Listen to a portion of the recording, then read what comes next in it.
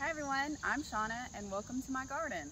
Today is August the 1st, 2021. I garden in Zone 7 in the mountains of western North Carolina. Today we're going to do a tomato harvest and look at and go over the 16 varieties that I grew this year. We've been getting tomatoes steady for weeks now, so I've had a chance to try all of the varieties I grew, and I have formed my own opinion about them and how they've done in my zone. And now my freezer is completely full and we've been canning and we still have so many tomatoes. So we're gonna show you each one, what it looks like, what we think of it, and yeah, it'll be fun. Oh, and please excuse my overgrown and starting to get sick garden. Sick with blight and stuff, and I'm starting to get a little bit of caterpillar damage. I've been trying to pick them off, but it is what it is. So anyway, the first variety we're going to look at is called Xanadu Green Goddess, and I love this variety. It shocked me. I grew it just because I thought it was neat looking in the pictures. You know how the seed catalog pictures are, and so I thought, you know, if nothing else, it'll be a great picture. These have been so good. They are very sweet. So delicious. It's one of our favorite ones out here. So if you have never grown it, I say definitely get it and try. It grew very vigorously. We've gotten so many tomatoes off of it. Xanadu Green Goddess. It's green when ripe and it is sweet and delicious.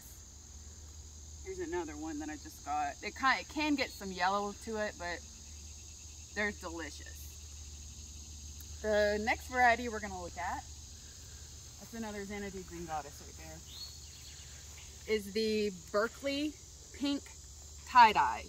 And I've grown 2 of these, and as far as my big slicer tomatoes, honestly, I have harvested the most off of this one, and there's still so many tomatoes, but if you look closely, I just pulled this one off. They're just so pretty, and they're like that on the inside too. They're actually a pretty good flavor as well. So worth it just for looks, but the flavor is there too. We got a bunch of them. I'm not gonna be able to, we're gonna look at the rest of them. That one's really nice and ripe. We'll keep moving.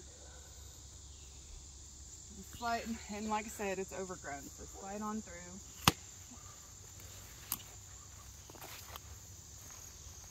This variety, I'm still on the fence. I will probably grow it next year, but I've had a lot of issues with it. I will grow it next year because the flavor is there. It is a really delicious tomato. It's called Woverine. It is a kind of orangey yellow, and it gets the dark tops where the sun hits it. They are very pretty, but as you can see, they get a lot of cracking and cat facing. So a lot of it gets wasted. I have to cut it off, but the flavor's there. So maybe I only grew 1 of them. So maybe it's just this plant, or maybe where I put it in the garden. I don't know, but the flavor is really good. So I'll try it again next year. See if it was a fluke or what. Let's keep moving. I think that was 3 varieties. This variety, maybe it's the one that's starting to get sick. This isn't quite right, but it's supposed to rain hard today, so I'm gonna go ahead and get it and put it on the counter. Oh, that one's got a bug in it, of course. It's called Cherokee Purple. A friend of ours told us to try it this year. It was his favorite. The flavor is supposed to be amazing, and it is really, really good. It's one that I found out later after starting it from seed you can get at Lowe's and Home Depot. So it's not a really rare one, but it's been good. It's meaty. It's really meaty, and it's a big slicer. So I would say grow it. It's good. I've got a ton, as you can see. This one's the smallest one I have of Roma. These aren't ready. Roma tomatoes. I think I grew the most of those because I know I love them, and we eat a lot of salsa, and I make sauces. But Roma tomatoes, they're all around great. The next variety I grew is called Red Boar, and I guess these are right. I won't be growing these next year. Though they are a really pretty tomato and we've got a lot of them, the flavor is just not really there. So most of them, like, I kind of leave them. And it might just be me. I only grew one, and it might be this plant, but I'm not going to grow it next year. Red boar, I'm just going to leave that one. I don't like them. The next one I've got here, and this is where it's really crazy out here because the cherry tomatoes have grown all together, but I know what each one is. I think this one might be pretty close. This one is called a blush Julien. I've also seen it as a blush artesian or something like that in the catalogs. Let's see if there's another one in there. It's the only one I see that's right. Grow it. It is so good. It's a saladette. This one's kind of a small one, but the flavor is so good. It's worth it. Blush Julien or blush artesian saladette. Yum. Yum. The next variety that I grew, I will grow it every year. I absolutely loved it. It's called Berry's Crazy Cherry, and I mean, I have picked so many that have come ripe off of this cluster, but it is hyper flowering, hyper fruiting. They are these really cute little yellow tomatoes with a point. Oops, that one's super ripe. The point on the end, and they are so good. We just keep coming out and picking. They're a meteor cherry tomato, and they just keep on producing. I've actually got a few more of them that, man, there's so many out here. We just keep on, and they keep on giving them to us. It's a great one. I definitely recommend Berry's Crazy Cherry. So we'll come around. I guess we'll keep going this way because that way's kind of blocked. Another cherry tomato that I grew is called Napa Chardonnay. Let me try and pull one of these. They are a juicier tomato or little cherry tomato, and they do kind of get this, it's like a brown where the sun hits them. They have a really good flavor. I like them. I'm not crazy about like really juicy, not that I don't like the juice, but these are really juicy. But the flavor's good, so that would have to be your own opinion on that. Napa Chardonnay. There's another Roma in there.